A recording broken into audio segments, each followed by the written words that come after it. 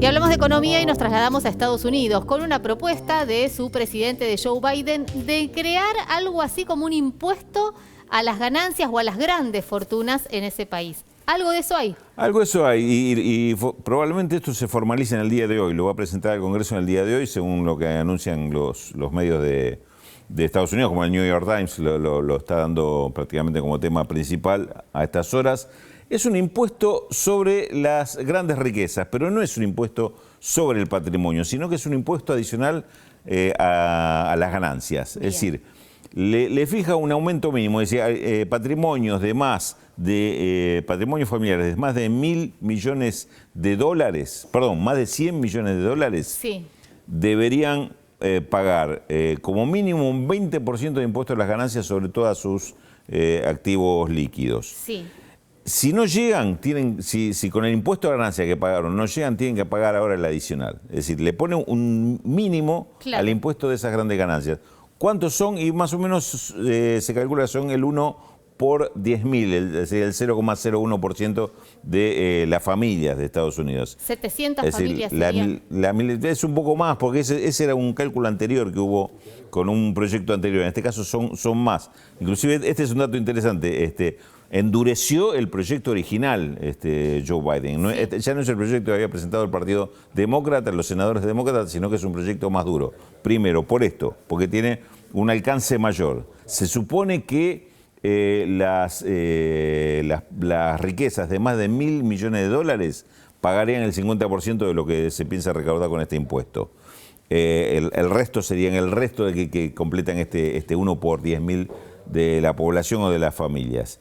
Y por otra parte, desechó la propuesta que hacía el Partido Demócrata de hacer un impuesto a las fortunas, es decir, no sobre el patrimonio, es un impuesto a las ganancias, según el patrimonio que tienen. Aquellos que tienen un patrimonio mayor son los que tienen que pagar esta sobretasa del impuesto a las ganancias. Cuidado de todo esto es la situación económica de Estados Unidos. Sí, claramente. En la situación económica de Estados Unidos y un sistema que está muy criticado. Se recuerda la frase de Warren Buffett, uno de los multimillonarios de Estados Unidos, que decía: mi mucama paga más que yo, dice, mi chofer paga más que yo en cuanto a porcentaje de impuestos. Es imposible no trasladar esa discusión a la República Argentina, ¿no? Y esto de la progresividad impositiva, claro, que pague más el que más. Exactamente, y esto es lo que trata de resolver de alguna manera Biden, que recién lo comentaban con Alejandra, está pasando por una crisis de representatividad, de respaldo importante. Esto trataría de recuperar. Dos cosas te digo con respecto a esto último que decías. Primero, no es un impuesto por única vez, es para que quede el impuesto. No es como el aporte extraordinario de las grandes fortunas. No es el extraordinario, lo quiere incorporar al sistema impositivo. Es decir, estas fortunas deberían pagar ese impuesto mínimo del 20% de las ganancias siempre. Y el otro tema, transferido argentino. Esto en Argentina sería un escándalo. Sería un escándalo, sí. Nadie aceptaría que un gobierno pretenda quedarse con todo, como dirían acá, por es un debate aplicar un impuesto a los más ricos o a los más millonarios. Es un debate interesante el tema de la recaudación, ¿no? Porque, bueno, el Estado hay que sostenerlo. Cuando hablamos del Estado hablamos de salud, de seguridad, de educación, de infraestructura, y el Estado se sostiene a través de la recaudación de impuestos. Ahora, ¿quién debe aportar? Digo, si pensamos en el impuesto al valor agregado, ¿no? Cuando compramos un litro de leche, lo compro yo, o lo compra Pérez Compán, paga exactamente el mismo impuesto, el 21%. Exactamente. Y muchas veces, si además afinás el análisis, productos que seguramente para una familia pobre tienen una mucha mayor proporción, los alimentos, que la que tiene una familia rica de cualquiera de estos apellidos famosos. Es decir, ese también es un tema. El otro de las grandes deficiencias que tiene el sistema argentino.